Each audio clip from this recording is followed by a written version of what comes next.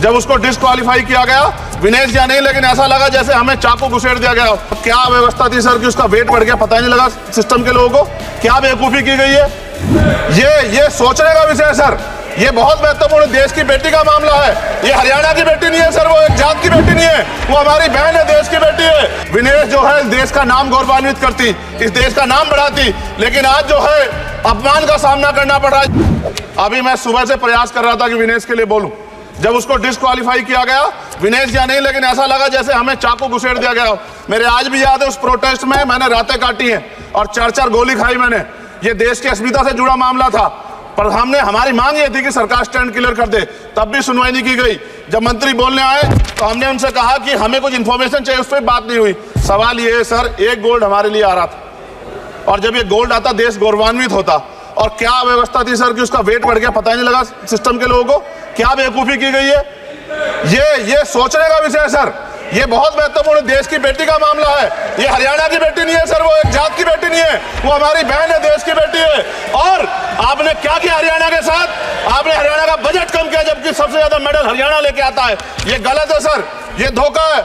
हमें इस बात की तकलीफ है कि विनेश जो है देश का नाम गौरवान्वित करती, इस देश का नाम बढ़ाती, लेकिन आज जो है अपमान का सामना करना पड़ रहा है। जब हमारे हितों की बात होगी हम जो है समझौता कर सकते हैं, लेकिन जब देश के हितों की बात होगी, बाबा साहब अम्बेडकर ने कहा था हम प्रथम और अंत्य भारतीय हैं। जब देश हितों की बात होगी, महिला हितों की बात होगी, महिला सम्मान की बात होगी, हर हम कीमत चुका देंगे। सरकार के मंत्री ने क्या कहा कि हमने इतने पैसे दिए, एहसान क्या खैरात दी क्या आपने कोई? खत्म कर रहा हूं सर, खैरात दी क्या आपने कोई? इससे ज्यादा पैसे हम आपको दे देंगे, लेकिन आपको चाहिए था कि इस मामले को संभालते और देश का सम्मान बढ़ाते। आपने लापरवाही बरती, इसका खामियाजा हमें भुगतना पड़ा। मैं आपसे आग्रह करूंगा कि जब वो बेटी देश लौटे सर, जब वो बेटी देश लौटे, रुक जाओ प्लीज, प्लीज, जब वो बेटी देश लौटे, मैं आपसे आग्रह करूंगा कि स्पीकर सर यहां बुला के उसका सम्मान करें। हम सब लोग, वो देश की बेटी है सर, देश के लिए गोल्डन गर्ल है वो, उसका सम्मान यहां किया जाए सर, हमें चाहते हैं। किसान मजदूर रात में थक के सो जाते हैं, सपने में देखते हैं कि जीवन बदल रहा है, गरीबी खत्म हो रही है। सुबह जब आँख खुलती है तो लगता है वापस झुका तू है। ऐसा ही इस बार का बजट गरीबों के लिए था। महोदय, मैं अपने क्षेत्र से शुरुआत करूंगा। मेरा क्षेत्र नगीना बाढ़ प्रभावित है, कोई चर्चा नहीं हुई। किसान और आम आदमी परेशान है, कोई चर्चा नहीं हुई। गन्ना मिल समय पर पैसा नहीं देती है। गुलदार ने 30 लोगों की जान एक साल में ली है पिछले, कोई फर्क नहीं पड़ता अमीरों को। उद्योग धंधे लगाने कोई बात नहीं हुई। मेडिकल कॉलेज और एम्स के निर्माण की कोई बात नहीं हुई।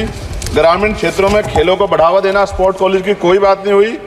महोदय, देश में भूमि सुधार किया जाए, लाखों बीघा जमीन जो है भूमाफियाओं ने कब्जाई हुई है, भूमिहीन लोगों को भूमि दी जाए, बिजली के दाम में कटौती की जाए, गरीबों को कम दाम पे जो है बिजली उपलब्ध कराई जाए, ठेकेदारी प्रथा, संविदा, लेटर एंट्री खत्म की जाए, पक्की नौकरी दी जाए। निजीकरण की वजह से सरकारी नौकरियां लगभग खत्म हो गई हैं।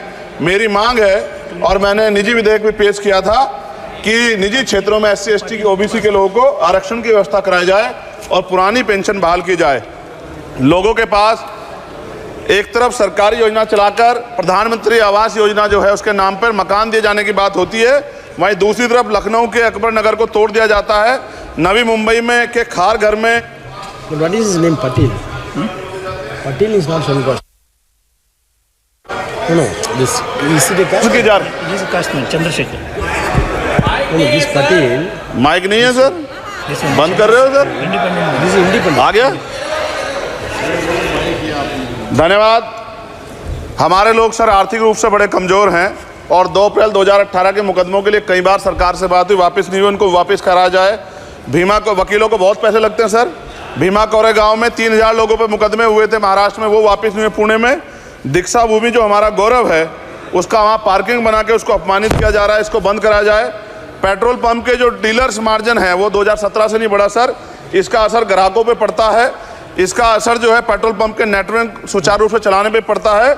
डीजल मार्जिन की बढ़ोतरी ना होने से हजारों कर्मचारी, लाखों कर्मचारी जो वहाँ काम करते हैं, उनके जीवन पर असर पड़ रहा है। सहारा का में 10 करोड़ जमाकर्ता का लाखों करोड़ों रुपए जमा है। कंपनी बंद हो जाने के कारण 10 लाख से ज्यादा एजेंट बेरोजगार हो रहे हैं, नौकरी कहीं है नहीं। भुगतान ना होने के कारण जमाकर्ताओं के द्वारा एजेंट पर जबरदस्ती भुगतान कराने का दबाव बनाया जा रहा है, जिसके कारण 5000 से ज्यादा एजेंटों ने आत्महत्या कर ली है। सभापति महोदय, उत्तर प्रदेश देश का सबसे बड़ा सूबा है। उसको इस बजट में कुछ नहीं मिला। और बहुत सारे मेंबर, 80 के लगभग हम मेंबर जो है उत्तर प्रदेश जीत के आए, ना के बराबर मिला। यूपी में 25 करोड़ से ज्यादा आबादी है उत्तर प्रदेश के अंदर, 5 किलो राशन सरकार दे रही है, लेकिन जीवन जीने के लिए काफी नहीं है। और भी बुनियादी सुविधाओं की जरूरत पड़ती है। अगर इज्जत की जिंदगी चाहिए उसके लिए सरकार के पास कोई उपाय नहीं है। यूपी जब एक बड़ा राज्य है, लेकिन यूपी में भाजपा सरकार की विकास गति बहुत धीमी है। हमारी सरकार से, केंद्र की सरकार से मांग है, हमें यूपी की सरकार की चिंता नहीं है, लेकिन यूपी की जनता की चिंता है। मैं मांग करता हूं कि यूपी को 4 भागों में विभाजित किया जाए। डॉक्टर बाबा साहब अम्बेडकर ने कहा था 1995 में, उनकी बुक है थॉट्स ऑफ लिंग्विस्टिक स्टेट, किताब में कहा था राज्य जितना छोटा होगा राज्य की प्रगति उतनी होगी, जनता को रोजगार मिलेगा और जनता का जीवन संपन्न होगा।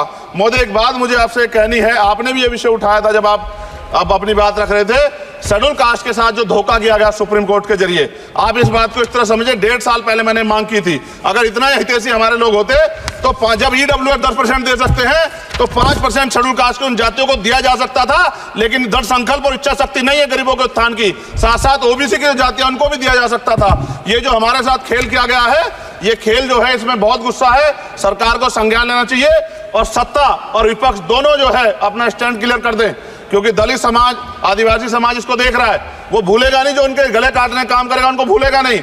बहुत बहुत धन्यवाद, आपने बात रखने का मौका दिया।